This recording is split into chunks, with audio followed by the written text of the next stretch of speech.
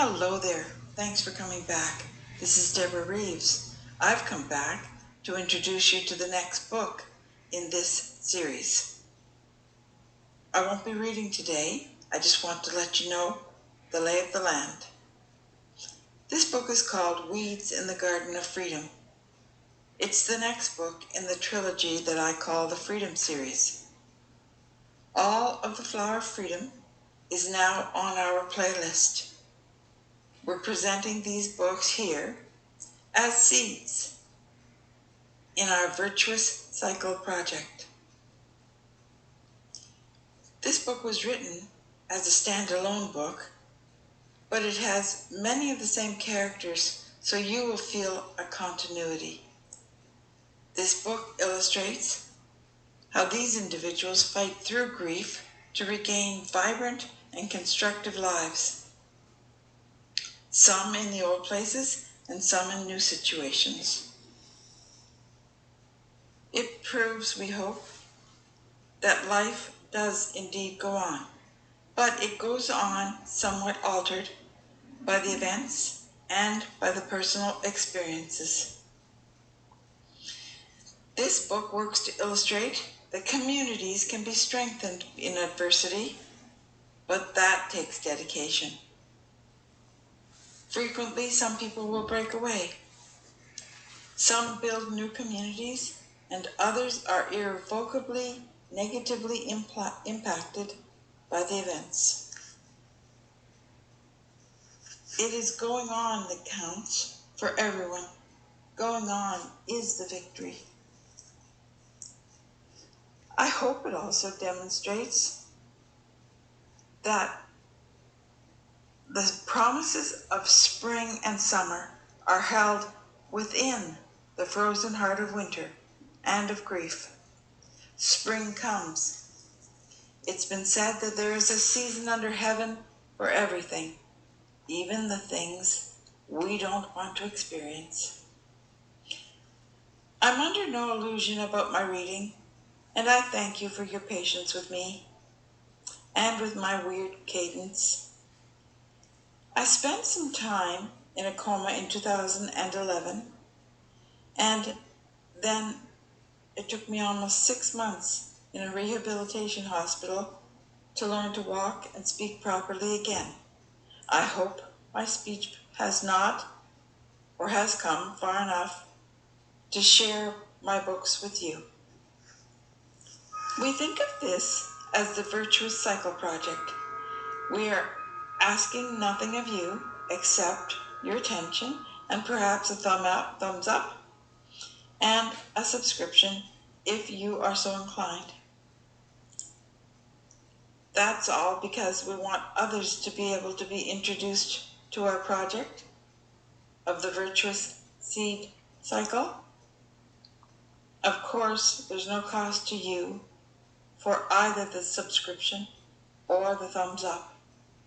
It just helps more people know about what's happening. Here's how we think a virtuous cycle works.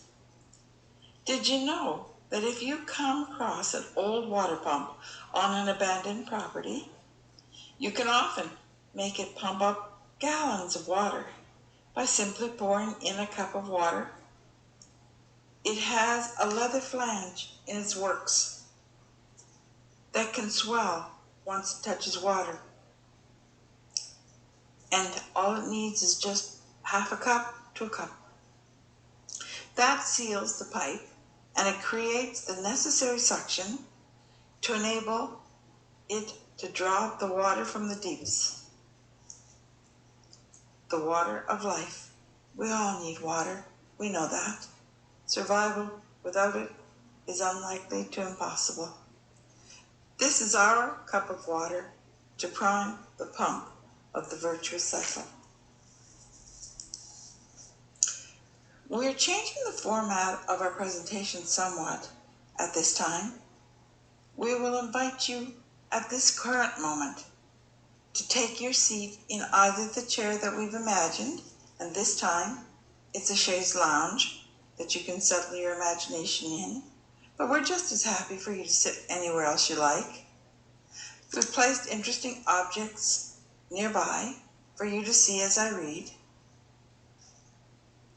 For me, this is YouTube. It's not Me Too. I don't want to be famous. It's never crossed my mind.